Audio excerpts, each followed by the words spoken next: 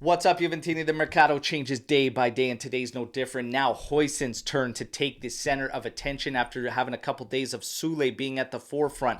But the latest around Huijsen leaves us wondering if we're going to have to say goodbye to our top targets. We'll look at those details together. A plan B in attack has emerged as plan A. We'll go through that. Then you have Juve and Prime set to hook up in a partnership deal, and the magic number Juve's looking for in sponsorship and what they want their kit to be worth in the 24-25 season, and the latest reports around Fagioli and training camp. All right, I'm Berto. This is the AJC, your channel dedicated to Juventus. It's July 24th. Let's rock with the news. We're going to kick things off in the attack with a plan B option that has emerged potentially as plan A, and that is Galeno from Porto. All right, when the inquiries came in from Juve, it is said that Galeno wants Juventus and to work with Motta, so much so that he has told his entourage to not even accept bids or offers from any other clubs at the time being until things are sorted out between him and Juve, all right, as he did have interest from Premier League sides.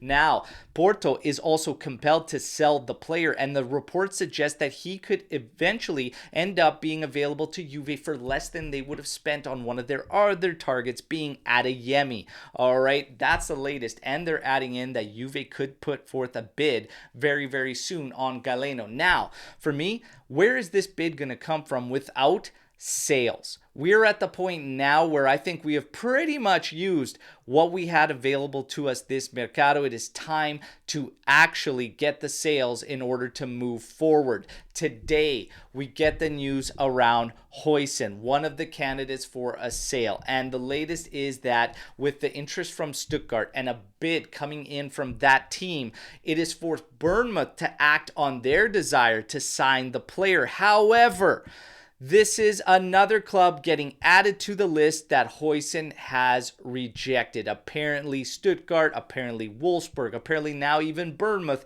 do not interest the player whatsoever. Teams hanging out in the background, Marseille is one of them. PSG has apparently backed out because they don't like the 25 million euro valuation on the player. All right, and that is the valuation. The latest reports suggest on his price tag, Juve started at 30 million euros, but they're willing to take 18 to 20 million plus bonuses in order to get him moved and move forward with their mercado. The same goes for Sule. Sule was 40 million euro starting price, okay, but now Juve is willing to take 30 million base with bonuses taking it to 35 million euros. Juve wants to move on with their mercado.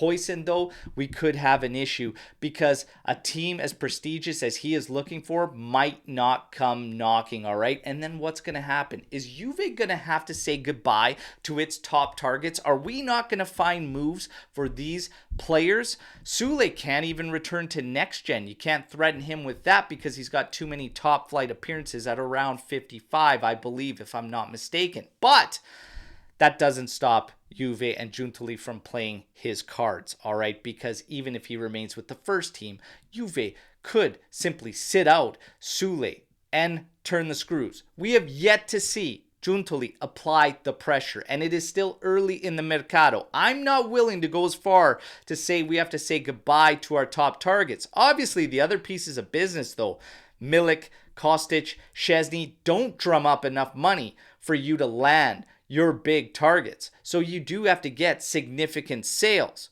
either a McKennie, a Chiesa, a Sule, or a Huijsen. Something's going to have to give, but Giuntoli has not started to turn the screws just yet and apply the pressure. It's still early in the mercado, but do not be surprised if things get ugly around these guys and he starts to put out the threats of what could potentially happen if they block the moves, all right? Things are going to get very, very interesting, but right now, Juve looks like we are at a complete standstill, all right? And there is a little bit of threat there with the top targets because you're starting to get the rumblings around Premier League clubs starting to swirl around Koopmeiners again, and Todibo has a deal. Nice has a deal with West Ham for Todibo. So how long can we wait for all of this to keep going down? We have to wait and see. With Sule, it's the same. Roma is set to come forth with another offer, increasing it and adding a sell-on clause, but it's apparently still going to be short of what Giuntoli wants, all right? So Roma's playing games too. Something's going to have to give. Let's see what goes down. As far as Juve goes with sponsorship, Prime is set to be one of the next brands partnering up with Juve. However, this is not going to be the main sponsor. This is just yet another one. And what Juve's trying to do is gather up sponsors in order to make their kit worth 100 million euros in sponsorship for the 24-25 season, all right? So the latest rumors, Prime partnering up with Juve. We already know they're partnered up with Barca. They're partnered up with Bayern, all right? They represent Alicia Lehmann, and they represent Erling Haaland as well, as they are prime athletes, all right? So for me, whatever you think of Logan Paul, etc., it's just show me the money. Let's go. But we're still waiting for the announcement on who the main sponsor is. But 100 million euro in sponsors would be massive for the kit to take on next season, all right? In terms of Tariq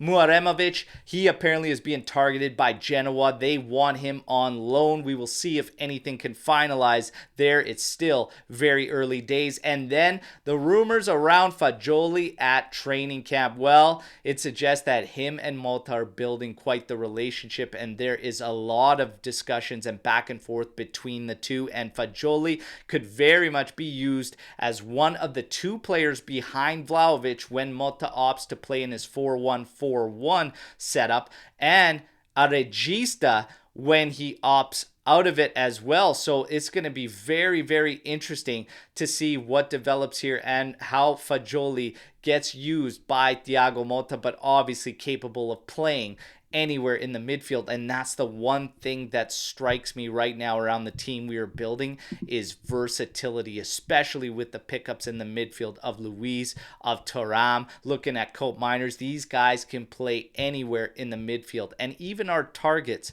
carry versatility to them, and it looks like that's one of the key things around Motta's build.